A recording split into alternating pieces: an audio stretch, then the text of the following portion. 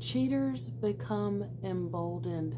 Hi, my name is Dr. Natalie Jones. I am a licensed mental health professional. I've been counseling people for many years now, working with victims and perpetrators of abuse. And in light of recent news that's been going on, I want to have a conversation about people who cheat. I think when people cheat, they become very egotistical about it. They start to have this thinking like, it's my right to cheat. I deserve to cheat. I'm not happy at home. So, oh well, the hell with what's going on up there. And then they just start becoming mean to it, mean to the people, their family at home. And this is, my post is this, you're not just cheating on a partner, typically in a lot of cases. You're not just cheating on your partner or your spouse, right? The person that you're married to. But if you have children, you are cheating on your children. If you have families on both sides, you are also cheating on the families of both sides. See, cheating, which a lot of people don't think about, is just bigger than you. It's very seldom is it just like, I just want to hurt, I don't care, I just want to do what I want to do. But it's a generational thing. It could lead to generational trauma. I can't tell you how many people I've counseled over the years that even as adult children, myself included, it's never gotten over infidelity within the family. And sometimes infidelity can, especially if you have narcissistic parents, infidelity can definitely take on a life and a pathology of its own, because then, if you have narcissistic parents, it becomes about one-upping the other. It becomes about, dragging the children in the middle of your mess. It's about public humiliation of your spouse and of your family. It can become dangerous because you play with somebody's mental. They might go and grab a gun, a knife, and something else. I'm not saying it's right. I'm just saying that I've seen it happen time and again, where people lose their mind because we've built all of this. But I think too, just in the years and working in the workplace, where I've seen lots and lots of workplace affairs, where people just get very comfortable. Like, once I hit that door or that gate at work, I am now with a new partner, or I am now single, and it brings not only that, it can also bring a dynamic to the workplace. And in recent light of what's being sort of played out here on social media, it definitely can put a disadvantage where people are getting they're getting opportunities because of their affairs. So they're getting placed in positions of power. They're getting placed in positions close to the CEO over, someone who could probably is much more adequate to fill those positions.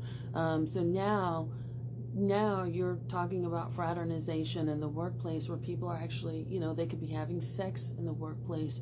They're certainly having an inappropriate relationship. And that leads to favoritism. That leads to toxicity in the workplace. What do you think happens when you and your lover have a spat in the workplace? Who has to put up with that bullshit? Everybody else who works there. And if you're in a position of power, which this has happened to me a few times, where you've had a supervisor that's had an inappropriate relationship and their boyfriend or their girlfriend won't cooperate, guess who they take it out on? They take it out on everybody else that works under them.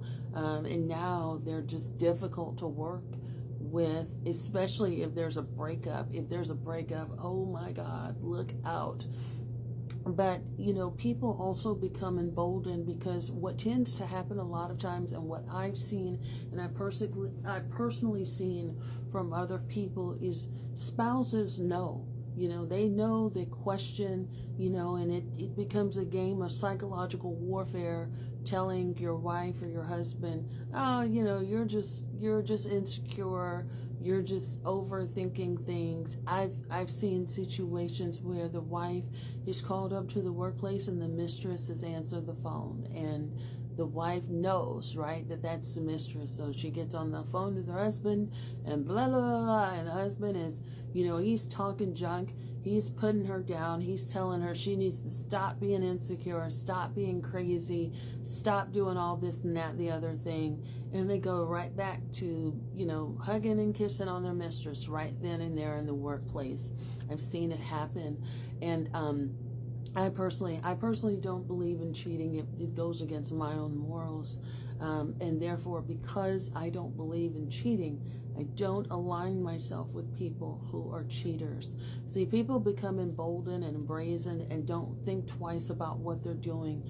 And the reason is they typically get a lot of support, or people stand by and they say nothing, or you continue, even if you do say something, you may still continue to show up and support them as their friend or as their family member. There's no real consequences, or the consequences aren't big enough, right? Or you're not consistent with your consequences. Well, that's my dad, I love him, and blah, blah, blah, or that's my brother and I love him, and blah, blah, blah, blah, and there's no real consequences. People would think twice about doing what they're doing if there's consequences, and part of that may even be, if the consequences, we can't have a relationship. And I tell you, and I've hung out with females, women that have said, especially, I especially move away from women when women are like, they're dating a friend's, a friend's ex, or a friend something or another, and they're doing it in secret. I'm like, oh, that's super weird. You can always have a conversation and say what your intentions are. Like, that's super weird that you're doing things, or you're doing it wrong, or they're sleeping with a guy that a friend is interested in, and that kind of stuff. Those kind of females are super weird to me. But even women who, are cheating on their husband, again, I've seen a lot of violence, and I've worked in regular places, doctor's offices, hospitals, things like, I've seen a lot of violence. Well, somebody's spouse will come up there and show their ass because they know what they're experiencing. Things are funny at home, and they've caught on that the love interest is at work. So it becomes a threat to people's safety as well. And I've seen this happen. I haven't experienced that recently, because now, I kind of work on my own, but, even when I worked at my last job in corrections, I've seen it where spouses know what's up, and they're catching on. They're sending threatening emails. They're wanting to call around. They're calling you to see, oh, where's so-and-so? They told me that they're with you. I don't like that at all, and nothing will make me drop a person faster than that.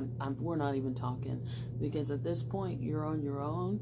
You're disrespecting yourself, you're disrespecting me, and you're disrespecting your family, and I don't want any part of it. I don't support it. And there may be people who might agree with me or disagree with me. That's fine. But I think there needs to be tougher consequences for people all around. Especially when you have people that are repeat offenders, like they're constant womanizer, or constant, what do you call it, manizer.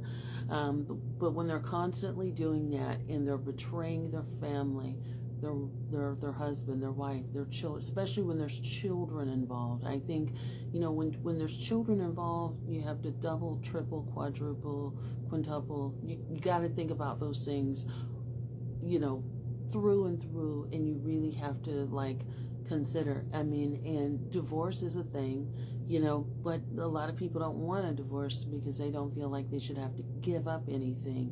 Well, you have to think about that before you start flinging genitals all over the place. But there needs to be consequences. Otherwise, people become emboldened. They become braggadocious.